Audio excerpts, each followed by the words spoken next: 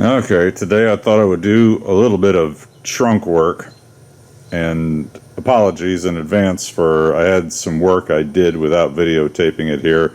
It wasn't particularly exciting or glamorous work, perhaps a little bit of a pain, but I'll tell you what I did, and you'll be able to see from looking at it. So the trunk didn't line up perfectly in the whole compartment here. It was kind of skewed to one side. There's a hole right here for a pin to drop into, and there is not adjustment on this plate. This plate is static. Up here is the pin that drops down into the hole, and it's not square, I guess you want to say. It's got a little bit of a canter to one side. It's got one with these couple of screws here. And surprisingly, back in behind here, there's yet again another plate. There's a hole here. I can put my finger up in here and you can kind of feel in behind it here.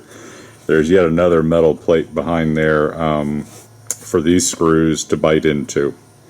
And of course, like everything on the old vehicle here, not only was it rusted, it was boogered because it's had some work done on it before and wasn't done quite what I needed to be done.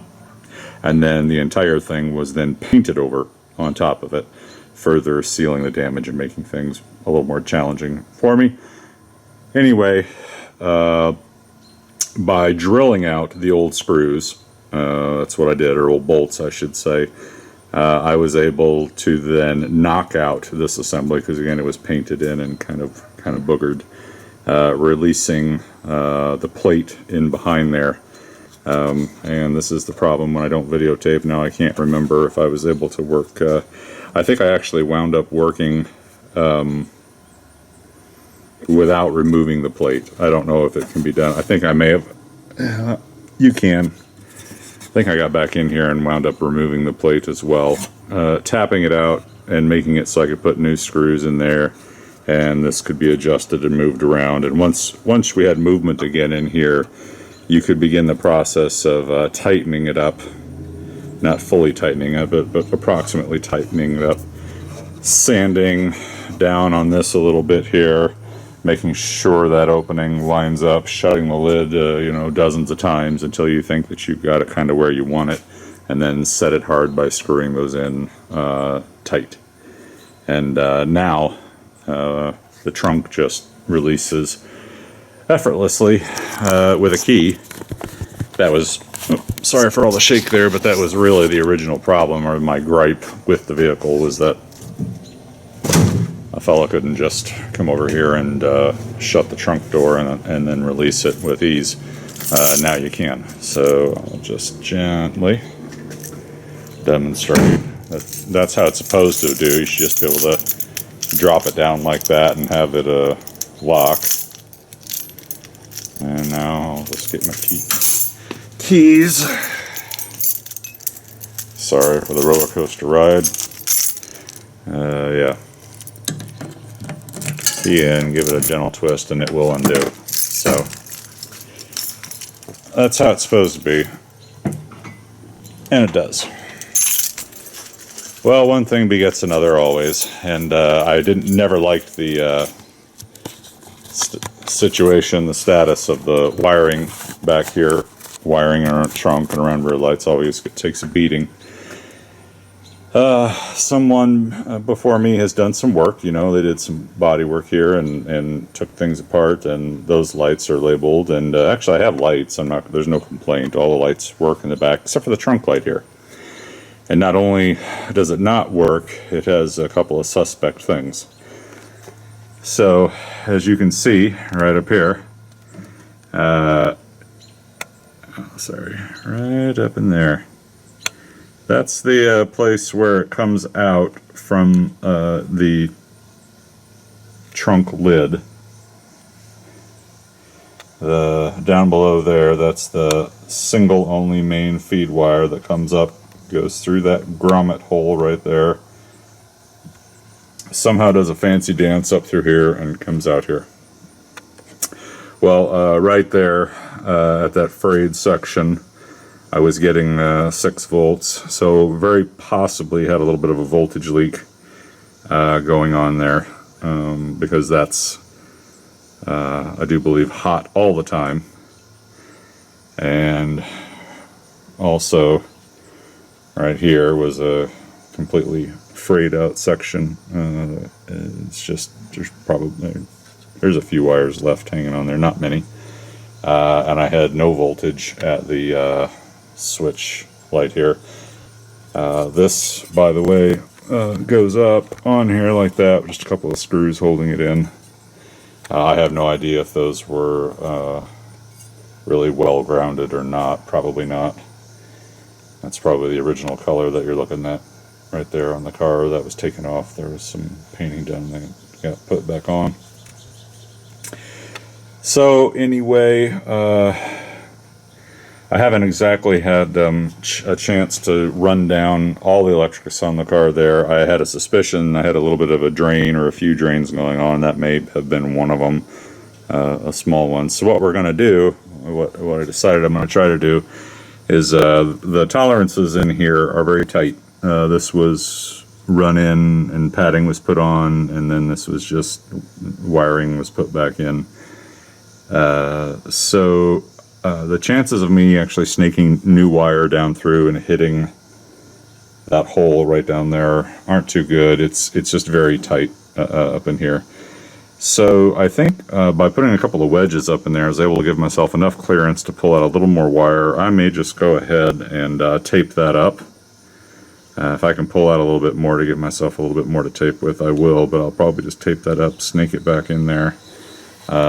Make sure, I think I may have enough wire here. I don't know. I'll probably just run some new wire. I can't stand looking at it. I'll just run some new wire on that and see if we can't get our trunk light working again.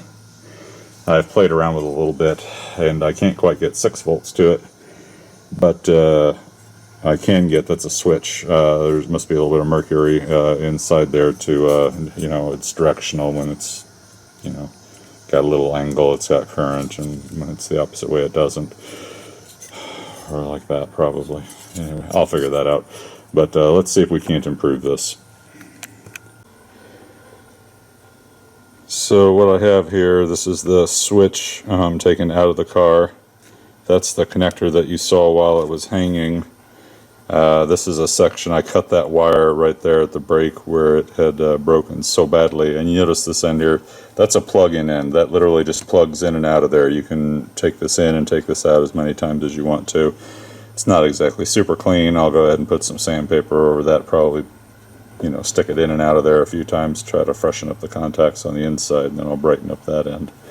And then I'll use a butt connector and I'll just reattach this and insulate it to the car. And I'll probably go ahead while I have it out, I'll do a little bench testing on the switch and make sure that all that's working. So here you can see I've removed this plate and switch mechanism from the car, and I was getting some frustrating results as I was putting it on the multimeter. You could get 12 volts to flow through it real easy. And I was still, when I would invert it, because this should be like a position-dependent switch inside there, when I would invert it, I would still get a little bit of a current reading coming through there, and I couldn't figure out why. It was like 0.6 volts. You know, it's kind of significant. I didn't get it. And it may be, though, I don't know if you can see it. I'll try to zoom in on it right there. There's a little pinch point there, and I've got a little bit of a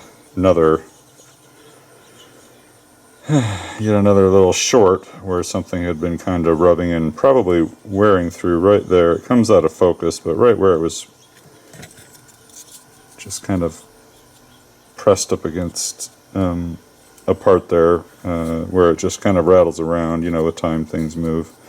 So it's not bad, but if it was touching, that would still probably be a little bit of a direct current, you know, leak. Draw, so I'll tape that up, insulate it, re-insulate it, put this back together, and see if I can't get closer to, oh, and I said 12 volts, sorry, I have it hooked up to a 12 volt battery, but just for testing.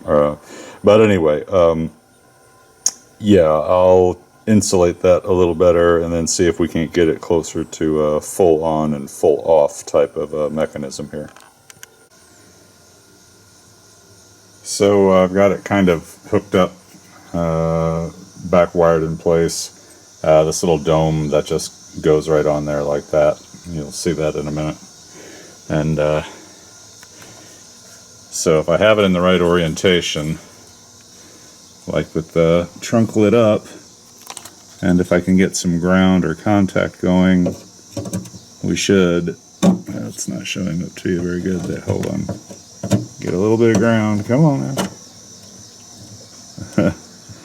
Such a challenge to try to get ground consistently on these cars.